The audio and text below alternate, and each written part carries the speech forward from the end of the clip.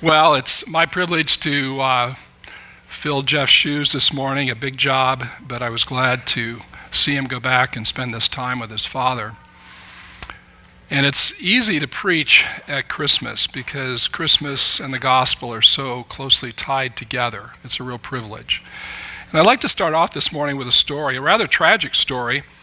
3 weeks before Christmas in December 1993, a man named Wolfgang Dirks died while watching television.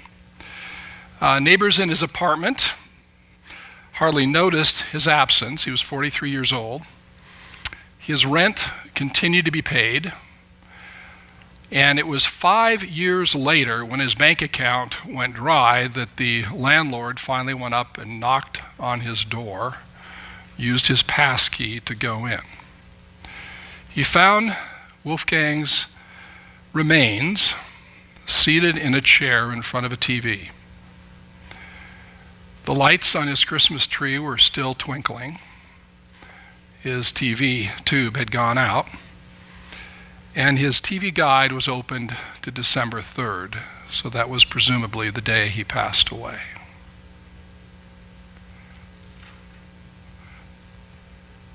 It is heartbreaking to think of somebody so alone, so bereft of human relationships, that it would take the draining of his bank account over 5 years for anybody to even know he was dead.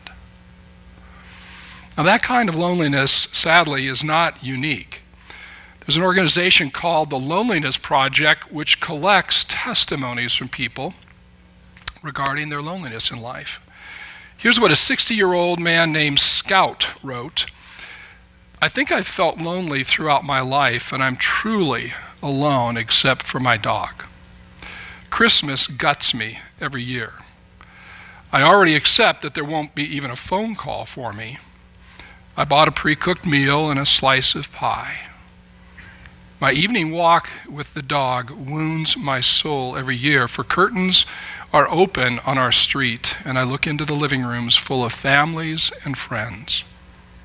I can hear them, sometimes smell their turkey dinners, but most of all, I feel their happiness, knowing I will never have it myself.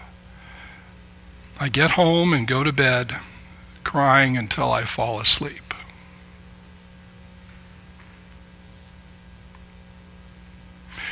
That's not how God designed it to be. But this kind of excruciating loneliness is part of the human condition, and it has been with us for millennia. Even the great heroes of the Bible experienced it. Abraham, Jacob, Joseph, Moses, Jesus himself had periods of deep and profound loneliness.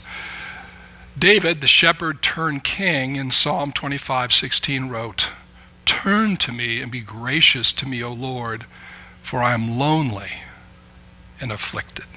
Loneliness at Christmas is especially prevalent and far more painful because it's a time of year we have a special, unique longing for closeness. We often remember our childhood, which was a very happy time for many of us, close family relationships, laughter, family gatherings, things like that. So when we lack those things as adults, or even as young people, while we see others enjoying them and hear of their festive holidays and their family gatherings, it's even more overwhelming, as Scout's testimony illustrated a moment ago. Now, the pervasive presence of loneliness during the holidays is a constant theme of popular stories, old and new. The Little Match Girl, written by Hans Christian Andersen in 1846, tells the story of a little girl who's abused by her father and sent out into a snowstorm to sell matches to make a little bit of money. It's freezing outside. She's lost her shoes, but is afraid to go home without any money because she knows she'll be beaten. And as she cuddles into a little corner between a couple of houses, she finally lights one of the matches, to warm herself, and she sees a little vision in that match of happy people and things going on, and eventually the match burns out, and then she lights another one, sees another scene, and finally she lights a third one, and she sees her grandmother, the only person who's consistently loved her. And she feels the warmth and the longing for that memory of love from that one person, and to keep that memory alive, she lights one match after the other until the entire bundle of matches is lit.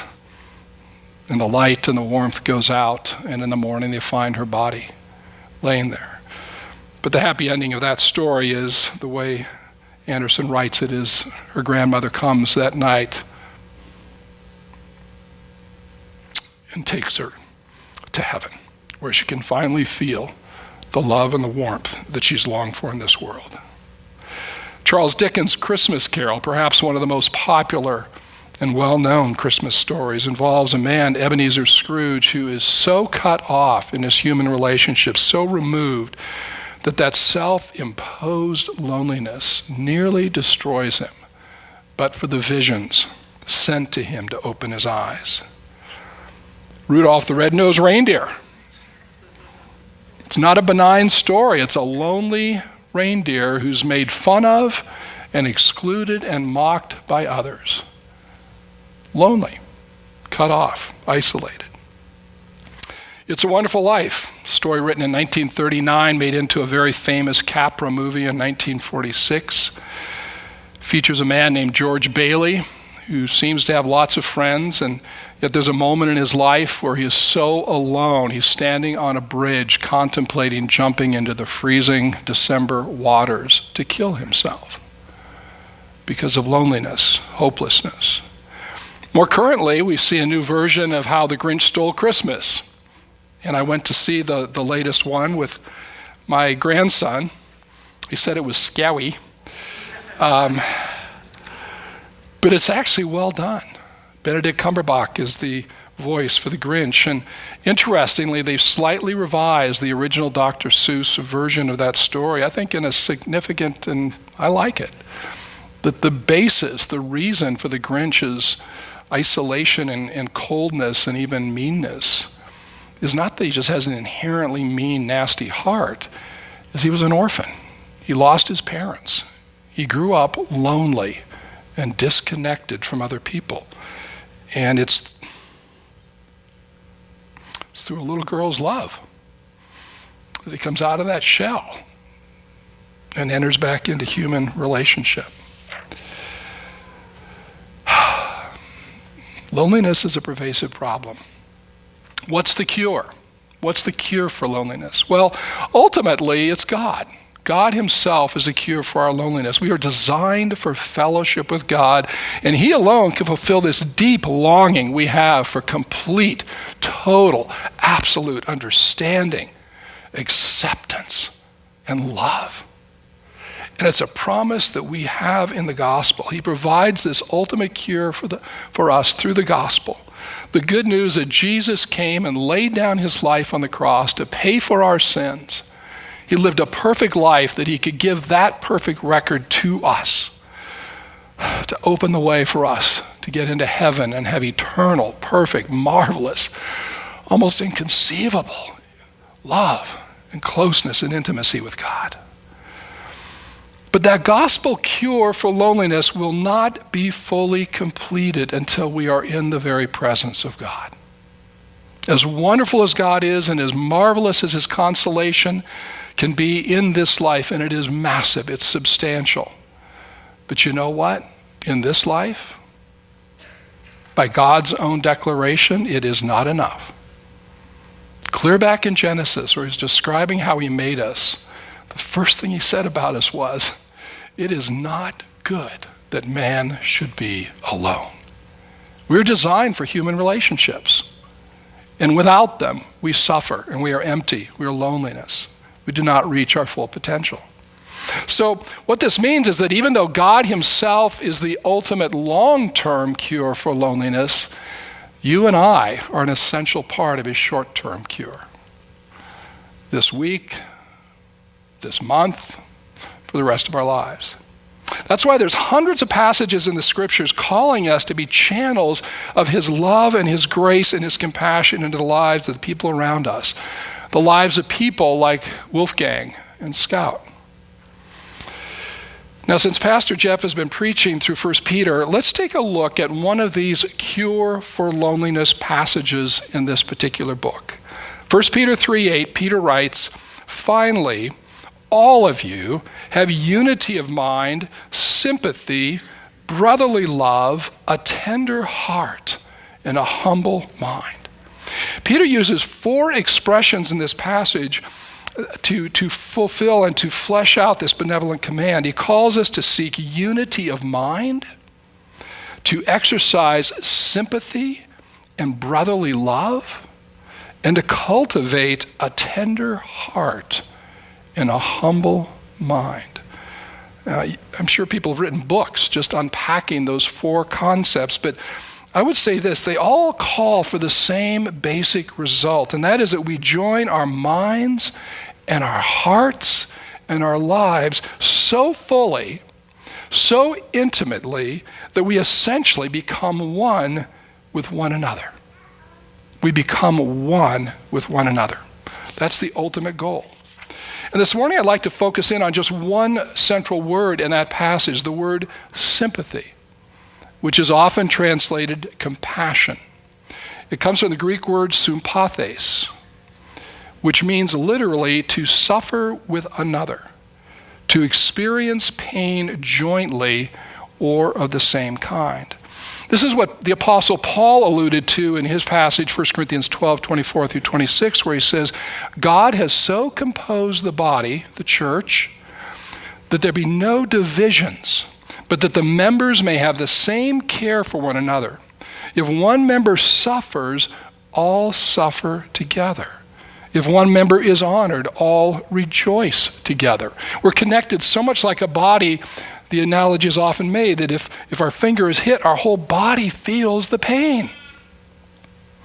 Our mind and our arm doesn't say, "Oh, that's the finger, I don't care." It feels the pain. And that's how we're designed to be, that when one of us is suffering, we feel that pain and we respond to it. If you hit your finger with a hammer, you respond by putting your finger in your mouth. Your mouth responds to comfort that aching finger. That's how we're designed to be with one another. Now, do you feel that kind of understanding, sympathy, and close connection with the people around you? Are you that intimately connected with them? With your friends, your siblings, your parents, your spouse, your children, your coworkers, the clerk at the grocery store? I think if most of us were honest, even the people who are supposed to be closest to us, like a spouse or a child or a parent, even there we'd have to admit there is some distance, some superficiality, some lacking of the kind of closeness, absolute transparency and openness that we would long for. I think one of the great goals, and when we are blessed, the great blessings of marriage is to come to know somebody with that kind of intimacy. But it's not instantaneous. It's a process. It's a journey. Now, one of the ways to close the distance or reduce the superficiality in our relationships is strengthen a God-given capacity every one of us has. We all have this capacity for sympathy, empathy, compassion. This capacity is built into every human being on the face of the earth because we are image bearers of God. It's an essential capacity or characteristic of our God. But just like playing the piano or kicking a soccer ball, you may have some natural capacity to do that. You can bring your leg back and connect with the ball. But to do it well, to play the keys on the keyboard of a piano well, it takes practice, deliberate, diligent, conscious practice. And the same thing goes for empathy. Like all character qualities, it can be cultivated and improved with practice. Now, before we get into some practical ways to improve that, let me just give you a little bit more background. I want to define 4 terms. Empathy is generally defined as the ability to discern and vicariously experience the thoughts and the feelings of another person. More simply, it is to feel what other people feel, whether positive or negative, to feel their joy or to feel their pain. Sympathy, another term, is commonly viewed as a subset of empathy. It's a type of empathy that comes to play when others are experiencing something unpleasant, sorrow, or hardship. So they're very closely connected, with sympathy focused in on more negative experiences. Compassion builds on empathy and sympathy and literally means to suffer together. Compassion, co-passion, co-suffering. It's a deep concern for another person who is suffering, so a deep concern accompanied by a strong desire to alleviate that suffering. So you don't just say, oh, wow, they're really hurting, see you later. You see it and you are moved to do something about it. Consolation, which is the fourth term here, is an outworking of compassion, and it literally means to be with the lonely one, to be with the lonely one.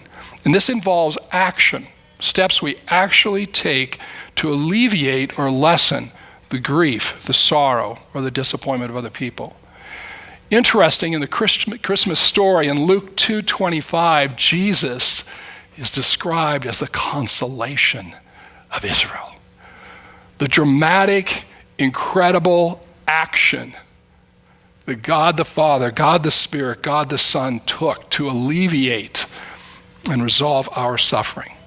Now, since all these terms are closely related, for the sake of brevity this morning, I'm just going to use the one term empathy to encompass all of those things.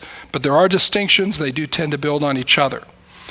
First, I want to talk a little bit more about the biblical basis for empathy. There are hundreds and hundreds of passages in the Bible calling us to cultivate and exercise this godlike capacity of empathy. God himself, manifested as Father, Son, and Holy Spirit, is the model of empathy. He is the model. We can look at him and say, that's how to do it. Isaiah 54:8 says, with everlasting love, I will have compassion on you, says the Lord, your Redeemer. He is the one with everlasting, perfect compassion for us. Now, the motive for empathy is a desire to imitate God. Like a little child who wants to imitate his father or imitate her mother, who she adores or admires, we should, out of love and admiration for God, say, I want to be like you. He also commands us to imitate him. He commands us to exercise this gift. So out of a desire to imitate and to faithfully obey God, we can cultivate this quality. Colossians 3:12 is one of these commands. Put on then, as God's chosen ones, holy and beloved, compassionate hearts, kindness, humility, meekness, and patience. So we have both a model, we have a motive, and we have a method. How do we exercise compassion? We look at God and we see in him the way to do this. We carry it out. We discern the sufferings or the needs of others, and then we act quickly and personally and deliberately to alleviate their suffering. As Paul writes in Romans 12:15, he says, rejoice with those who rejoice, weep with those who weep, engage, get close, experience, and take action. Now, the gospel is the ultimate illustration of this kind of empathy.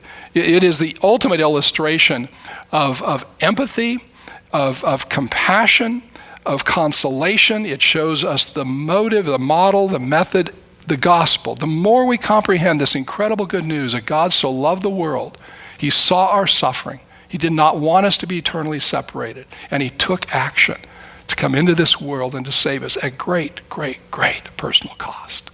So the gospel is really the ultimate pattern for us. Let's talk a little bit for just a moment about just the neurology of compassion and empathy.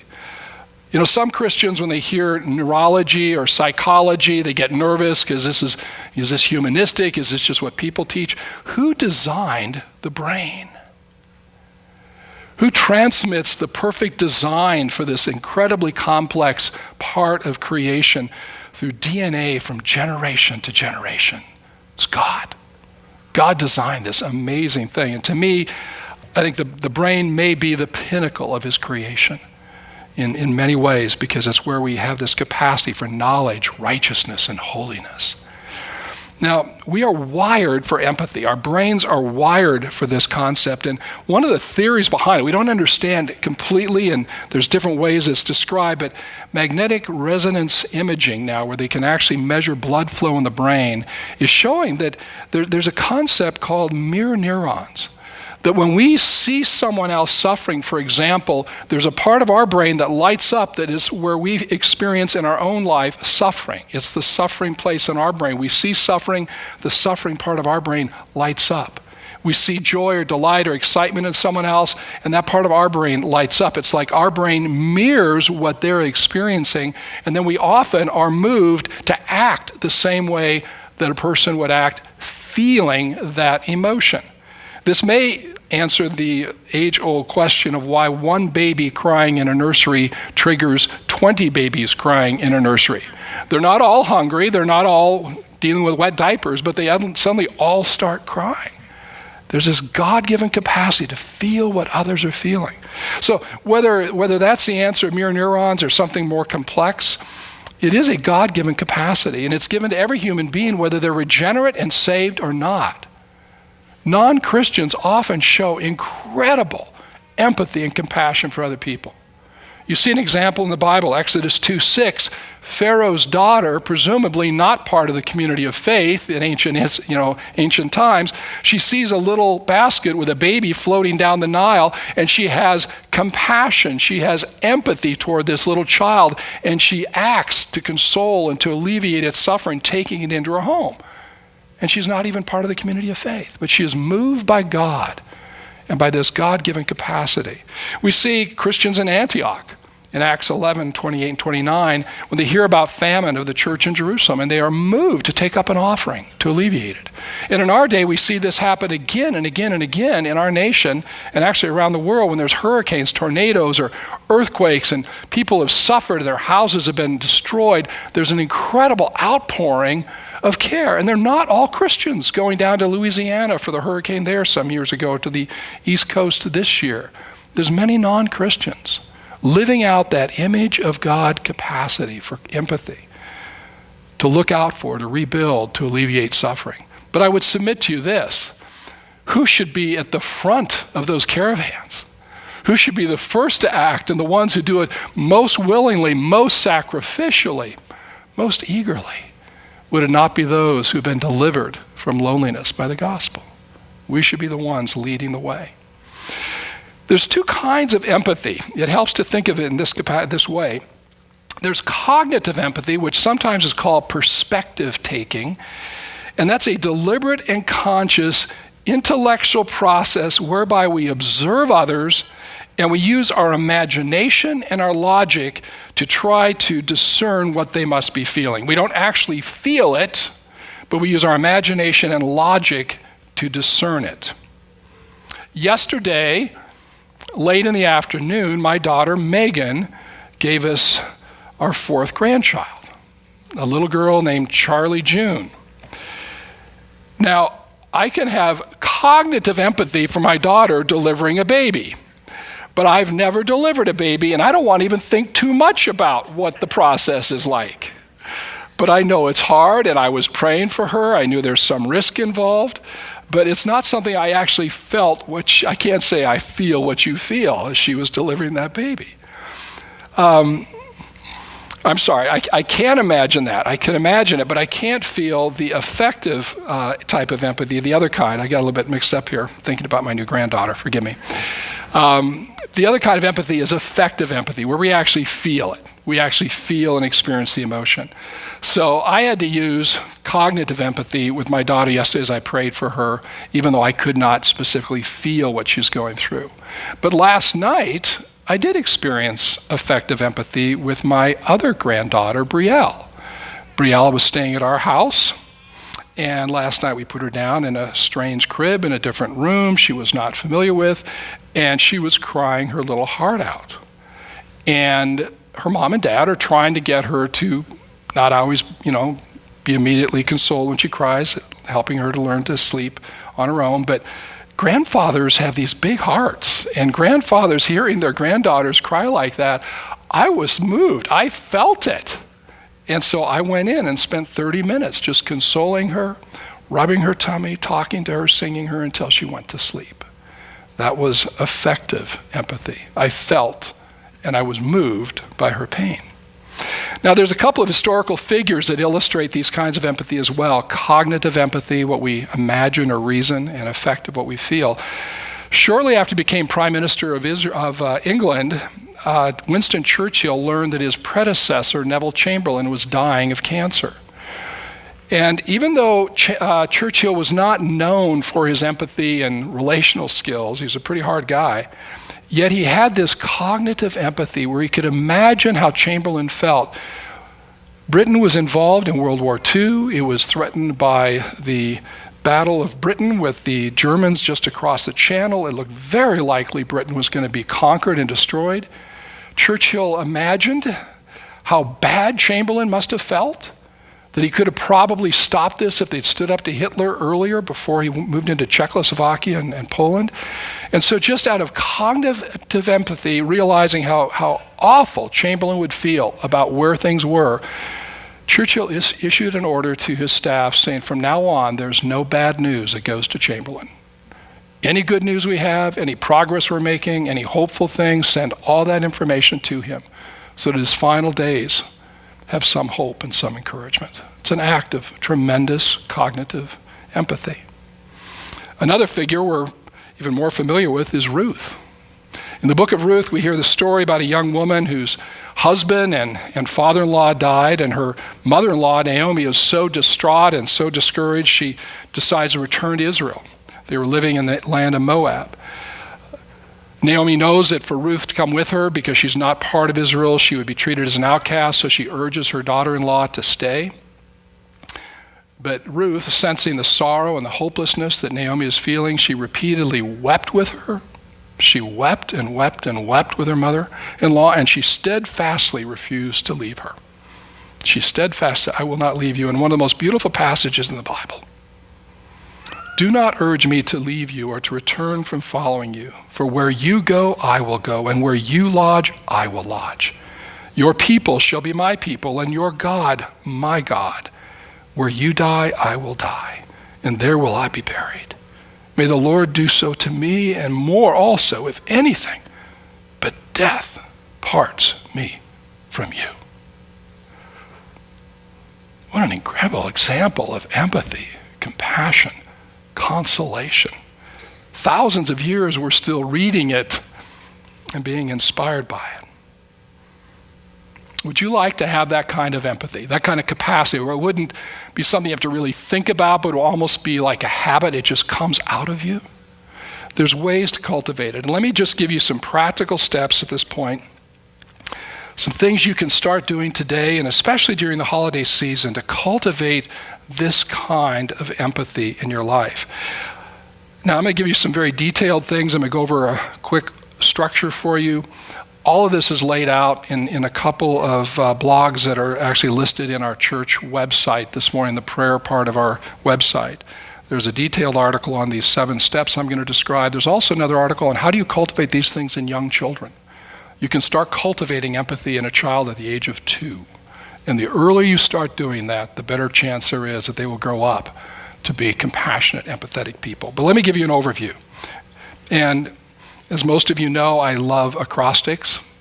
So these 7 principles are given in terms of the letters E-M-P-A-T-H-Y, empathy.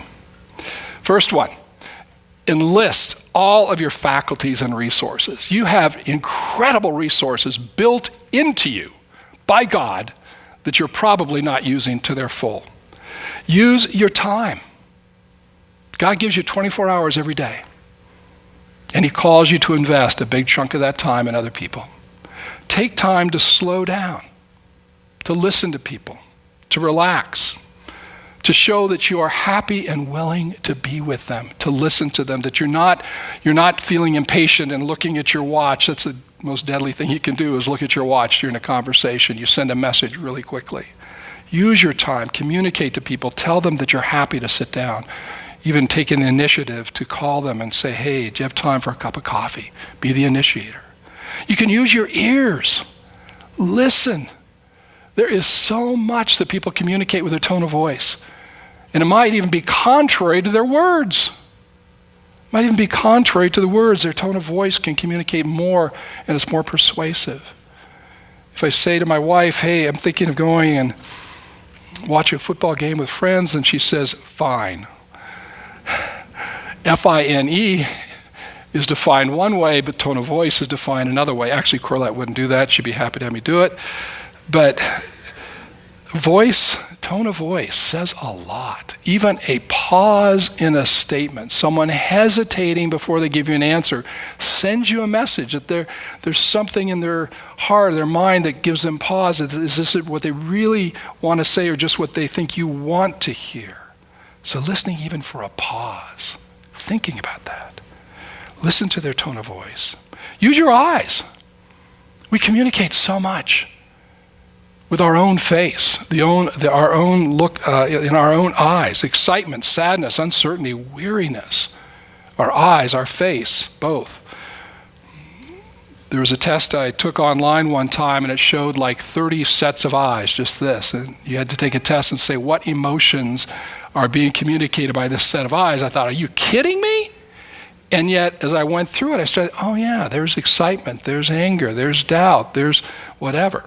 I actually got an 80% on it. I thought, wow, that's better than I thought I would do.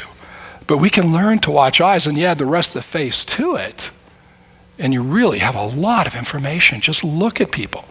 The trouble is, quite often we're looking at people and communicating with people, we also have our mind thinking about something else, the meeting we've got coming up, or the shopping we need to do, or can I really fit this person into our Christmas table or whatever. So if our mind is partway over here, we're only devoting a little part of our brain to listening and watching, communicating, we're going to miss a lot of that data. It takes concentration.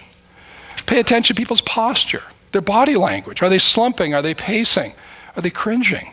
Just our body language communicates a tremendous amount of things. Empathy is also enhanced if you use your memory. A friend of mine just recently lost his father. And as I was talking to him, I immediately thought about when my dad died.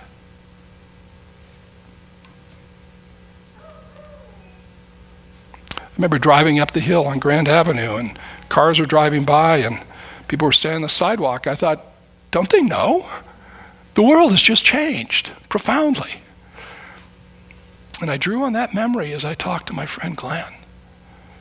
And I didn't just give him, oh, that's too bad, I'm sorry. I gave him a much more personal, deep response. Use your imagination. Even if you aren't in their shoes, you can use your imagination. That's a resource God has given to you. How would I feel if I was going through what she's going through? You can even use your instincts. Look at somebody and think, oh, there's more going on here. What's really happening? What's she hiding? What's she fearing? What's going on? Our instincts, our intuition is another resource God gives to us, but we have to enlist it. We have to call it into action. We have to consciously pull it into our conscious mind and use it. The second thing we can do is, the M is to move in physically, verbally, emotionally. People seldom share deep concerns quickly and fully. They often lay them down like a hand of cards. They'll put down one card, give you one hint on something that's going on in their life, and they'll share something with you. They'll respond to that depending on how you respond. Then they'll lay another one down. And each time, your response will either stop the process of divulging information or it will encourage it to continue. And so you have to move in and send the message, all the cues to keep them laying down that whole hand of cards to you, to draw them out. Now you can do that physically by sitting down with somebody, sitting down closely with somebody, saying, hey, have a chair, let's sit down for a minute. You can do it by just how you look at them. Instead of looking at a football game while someone's trying to talk to you, turn the television off, look at somebody, move into them physically. Even reaching over with a warm handshake. Sometimes an appropriate hug. Last night with my granddaughter Bree, just rubbing her chest and talking to her, that touch, feeling the closeness. And I had to gradually sort of move away. I'd pull up, she was still looking at me, but I wasn't touching her anymore and trying to see, how far could I get. She let me know I had to come back several times before everything was okay. But that physical touch is what each time stopped the crying, took a deep breath, started to drop her eyes. We can move in verbally. And this is where we have this gift of communication. And say things like, wow, that must have been so hard. I'm so sorry to hear what's happened to you. It's not just the words, it's the tone of voice we communicate even more powerfully. Please tell me more. I really want to know. There's all sorts of things we can do to move in. And then move in emotionally. Mirror what others are feeling. Use those mirror neurons to move. If someone's telling you something excited, smile in excitement with them. Rejoice with them. Let your face have that same kind of exuberance. Or if they're sad and there's something hard going on in their lives, like David when he was being forced into exile by Saul and he met his friend Jonathan in the field. And in 1 Samuel 20:41, it says that Jonathan was weeping with David. Weeping. He moved in emotionally and he connected at a deep emotional level with his brother. The third way to cultivate empathy, the P, is to pray. Pray for discernment. You know, our sinful nature makes us selfish and lazy and uncaring. That's my natural state. That's my natural state. And I need God. I need divine assistance to overcome that and become the loving, compassionate, caring, sacrificing person that would be an imitator of Christ. So to pray daily as a matter of course, to say, Lord, open my eyes today to see people around me deeply, to listen to them deeply, to understand. Change my heart that I would care, that I would want to do that I would not be so consumed with my agenda today, but I'd be more concerned with being a channel of your grace, and that any opportunity you put before me, Lord, I would see it and I would respond to it. You can pray that in the morning. And then you can pray as you engage people, as you run into somebody at City Brew and start a conversation that you really hadn't planned on. You're just going to get in there and get a Christmas gift, but you see someone and she shares something with you and you realize, oh boy, I think I need to change my agenda here. And then as you sit down, you say, you pray, God, give me discernment, give me patience, give me gentleness, change my heart, make me like Jesus. How would Jesus be if he was here right now? If that seems too distant and you can't quite imagine fully that, God's given us lots of other examples we can imagine as people in our lives who've been there for us, patiently engaging us, sitting with us, sacrificing with us. How would so-and-so do this? You pray for God to bring those things to mind. The fourth step, the A in empathy, is to ask caring questions. Empathy doesn't have to be a guessing game. You don't have to just take a wild guess as to what someone's feeling. If it's not evident, you can ask questions. I had a friend a while ago who lost his job. And when he told me, I said, boy, how do you feel about that? And he said with cheerful voice, I'm sure God will take care of me. I said, well, Gary, I know that's what you think. How do you really feel? And he looked at me for a minute and his shoulders dropped. He said, Ken, I'm really scared. So his first answer was, I know God will take care of me. That's the proper Christian answer that I should give to people to show that I'm a proper Christian. And we do a lot of play acting. And it's by asking him that question a second time, how do you really feel? In the tone of voice and the look of genuine concern that allowed the walls to come down and turned into an hour-long conversation. Not only about how to view and trust God in that situation, but some practical things he could do, looking for new jobs. So ask caring questions. You can ask things like, how do you feel really? I remember in law school, there was one professor, Martin Burke, and anytime you meet him in the hall, he's a Christian. Anytime you meet him in the hall, when he came up and says, how are you today? Really? I mean, he wasn't just this sort of hi. We use how are you as just sort of hi. He wanted to know. And if you gave him a superficial answer, he said, no, I want to know, really, how are you doing? We can say that. We can say, what happened then? As someone's telling us a story, we can keep them talking by saying, well, what happened then? How did you feel about that? What are you going to do? How do you feel? What do you plan to do next? You're my friend. I want to do something. What can I do right now to help you with this? Too often we say something like, let me know if I can do something. That's a big hurdle to put in front of people. You can say that, and very seldom will they really, I know Rick would do this, but I don't really want to bother him, so I won't. But to press in and say, no, what can I do right now? And if they don't give you something right now, you call them back the next morning and say, hey, I've still been thinking about what you told me yesterday. I want to do something to help. What can I do today? Keep pressing in. Prove that that's the case. Because some people, like me, have a hard time asking for help. They struggle with sinful pride and self-reliance, and they don't want to be a burden to other people. And you have to work hard to convince them they're not being a burden, that you're actually giving them, it's an opportunity that you want to serve them. The fifth way to be cultivating empathy is to think. Think. Think very deliberately. You have a logical mind. You have a God-given imagination. You have a capacity for planning and discernment. And those things will skyrocket when you consciously say, I need to think right now. I need to think right now. If you've had recent kids, you can just imagine Winnie the Pooh. Think, think, think, think, think. Winnie the Pooh had to really work at thinking. And sometimes so do I.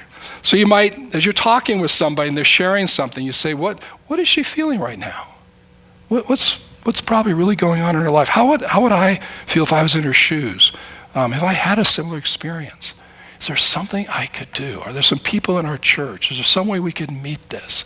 In the back of your mind, you should be thinking and processing, not only acquiring data, but how am I going to help respond to this thing? Now, one of the ways to cultivate that capacity, the imagination and the logic, is actually practice. You can actually practice these things apart from a present conversation. You can practice these things as you watch movies, as you read good books. You can think, hey, what's going on here? What's this person thinking? I love reading Sherlock Holmes books when I was young because I was always trying to be one step ahead of the story. Okay, what's really going on here? You usually had clues that after you finally get the answer, you think, oh, that's why this, and this. So you can develop this ability to pick up those clues and practice acquiring and analyzing information, sorting it out. God has given you the ability to do this. I like to sit in airports. Well, I don't like sitting in airports, but while I'm sitting in airports, I like to practice this by just sitting there watching people talk with each other. And I actually try to imagine, okay, what are they probably talking about? Okay, it's a young couple, they're really excited, there's no kids around. They might be on their honeymoon, especially the way they're hugging each other and everything else. They're pretty happy with each other. Or maybe there's one time here at Billings, there's a little child going back and forth between two adults seated about 20, 30 feet apart, and both of the adults had a very sad look on their face. And I was trying to imagine, what is going on here? It was a man and a woman, and I finally realized it was a divorce situation. A father was leaving. I actually talked to him after on the plane, and he'd been there to visit his son, but he was taking off, and the little child was heartbroken, losing his father. But you can sit in a hospital or airport or any place and just watch people, study people. And you won't always be accurate. Sometimes you'll have a chance to find a way to verify, but just trying to use that imagination. What's going on? What are they feeling? What does that look mean? Why do they flinch that way? Why did that person sort of pull away like that? What does that indicate? You can develop that capacity. Sixth step in the empathy acrostic, H, is to help. To actually take concrete action, consolation. Now, it doesn't mean you necessarily solve everyone's problems, and that's one of my weaknesses is I want to solve things real quickly. I want to take action and alleviate all the suffering, and that's not always the right thing to do. It's not even always possible.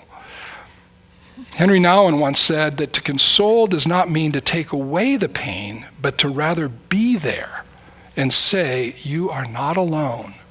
I am with you. Together we can carry the burden.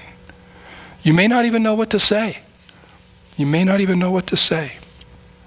Just being there. Words of consolation might be helpful. A phone call, if you can't be there face to face, is helpful. A handwritten note.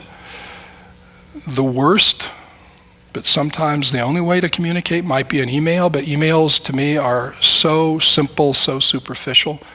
When I get a handwritten note, it tells me someone took the time and the effort to do something that is not the easy way to do it. It's easy to sit down with a text message or an email and send off something. But to write a handwritten note, pick up the phone, to get on an airplane and go. But just being there. My dad was like that. He was a very intelligent man, but he had a hard time articulating and expressing emotion. but he showed it by his presence. He was always there. And he would drop by my house or drop by my office just to be there.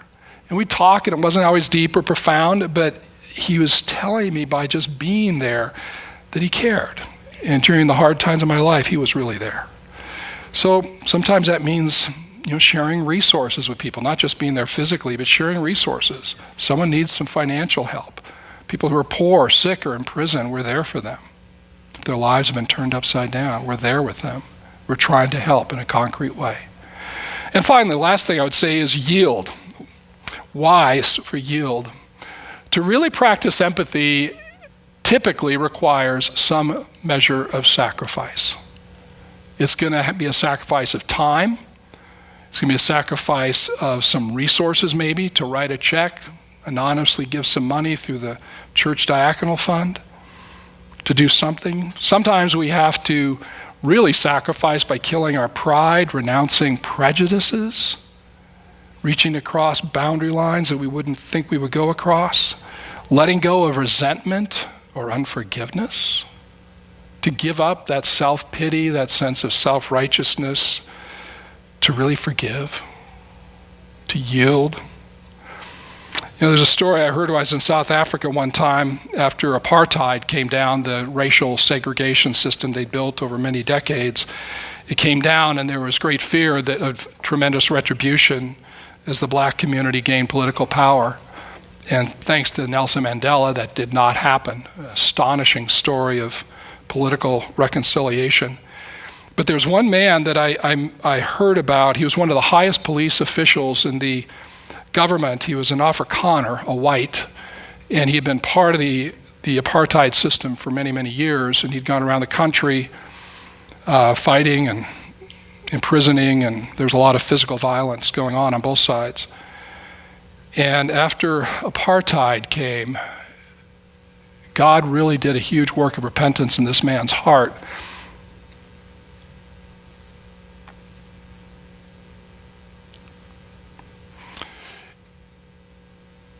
And he sensed God calling him to devote the rest of his life to being a healer.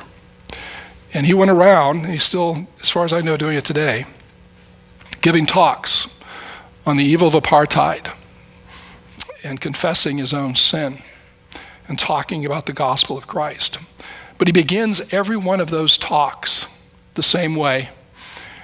He goes out into the audience, he gets down on his knees and pulls out a bowl of water and a cloth, and he washes the feet of one of the blacks in the front row of the church, which in that culture blows people away.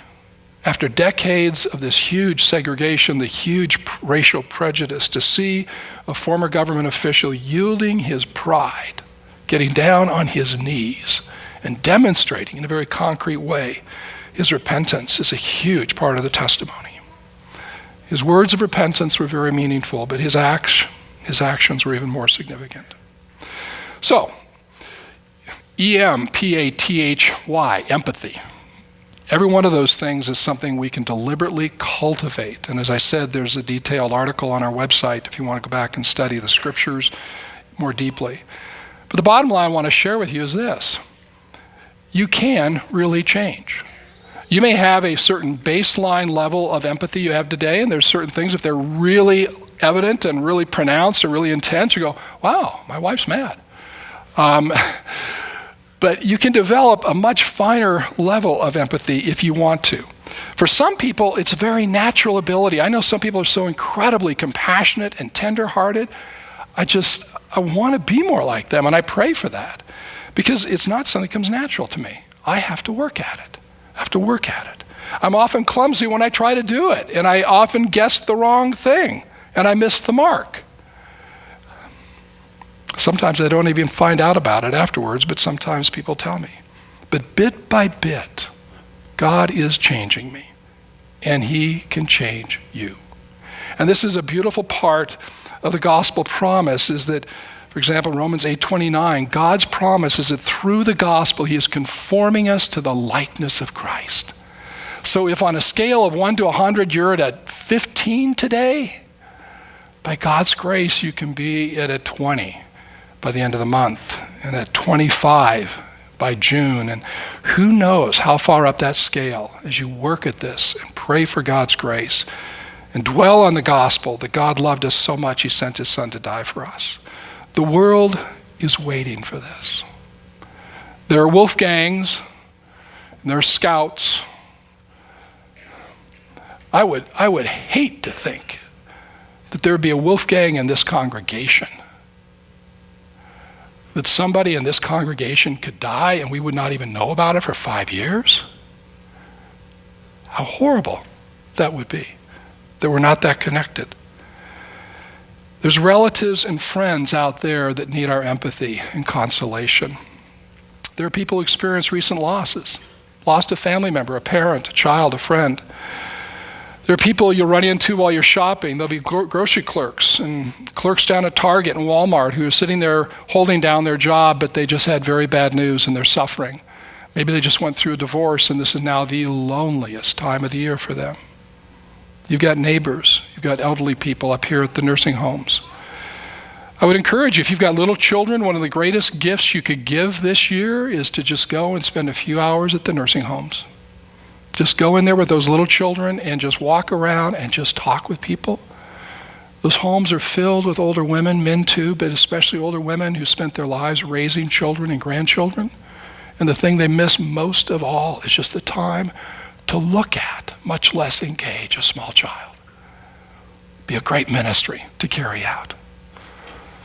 As Peter told us, wrote to us 2,000 years ago, finally, all of you, have unity of mind, sympathy, brotherly love, a tender heart, a humble mind, that you might model to a fallen and lonely world the love of Jesus Christ. Let me pray.